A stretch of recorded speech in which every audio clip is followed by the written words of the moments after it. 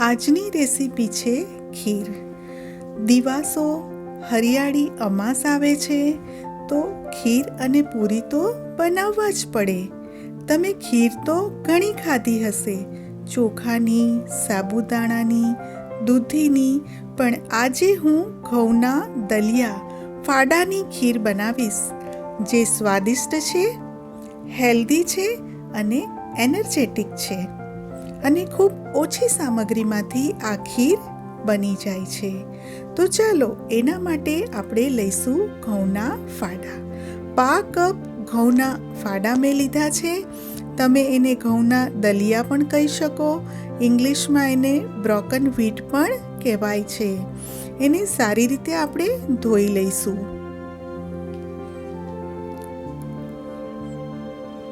તો મેં એક પાણીએ આ બ્રોકન વ્હીટને ધોઈ લીધા છે અને હવે બીજા પાણીએ પણ હું એકવાર ધોઈ લઈશ, એટલે એકદમ આપણા દલિયા ચોખ્ખા થઈ જાય.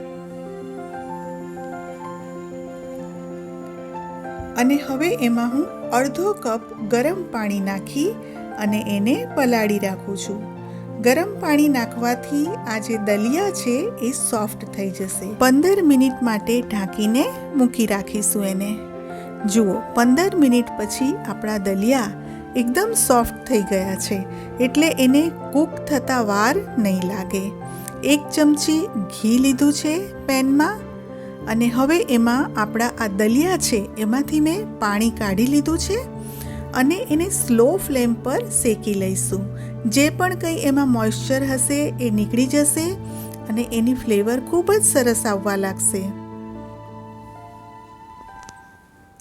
સ્લો ફ્લેમ પર અહીંયા મેં દલિયા શેક્યા છે.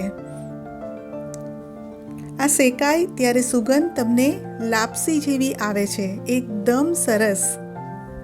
હવે એમાં આપણે અડધો લીટર એટલે કે 500 ગ્રામ દૂધ એડ કરીશું.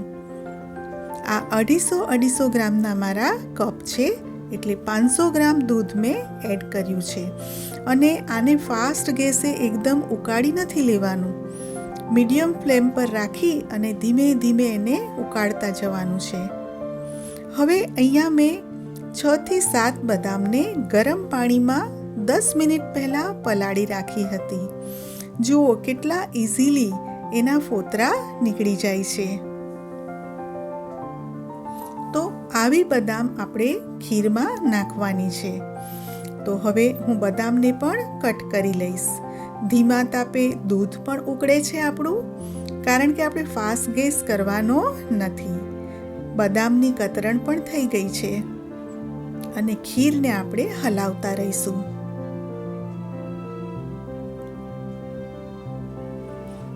સાઈડમાં જે મલાઈ ચોટે એને પણ આપણે રિમૂવ કરતા રહીશું. જુઓ, આપણો દાણો પણ ચડી ગયો છે. તો દલિયા પલાળેલા હોય એટલે જલ્દી ચડી જાય છે. હવે અડધા કપ દૂધમાં 2 ચમચી મિલ્ક પાવડર હું ઓગાળી લઉં છું અને પછી હવે એને દૂધમાં એડ કરું છું. એટલે આપણી ખીર છે એ ટેસ્ટી બનશે, ઘટ્ટ થશે અને એનું ટેક્સચર ખૂબ જ સરસ આવી જશે.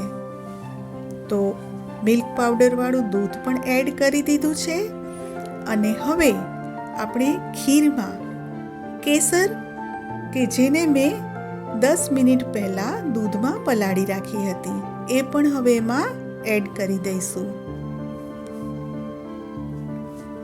હવે છેલ્લે ખાંડ નાખી દઈશું અને ફરીથી આપણે 3 થી 4 મિનિટ સુધી આને આપણે સ્ટર કરતા રહીશું. પિસ્તાની કતરણ, બદામની કતરણ, તમે આમાં ઇલાયચી પાવડર નાખજો. અમારા ઘરમાં ઇલાયચી પાવડર કોઈને પસંદ નથી, એટલે હું નથી નાખતી. હવે હું ગેસની ફ્લેમ ઓફ કરી દઉં છું.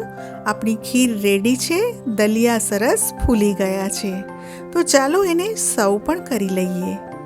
તો આ ખીર છે એને બહુ ઘટ નહીં કરવાની. જેમ જેમ ઠંડી થશે તેમ એ ઘટ્ટ થતી જશે અને આપણે ફ્રીજમાં મૂકીશું એટલે વધારે ઘટ્ટ થશે.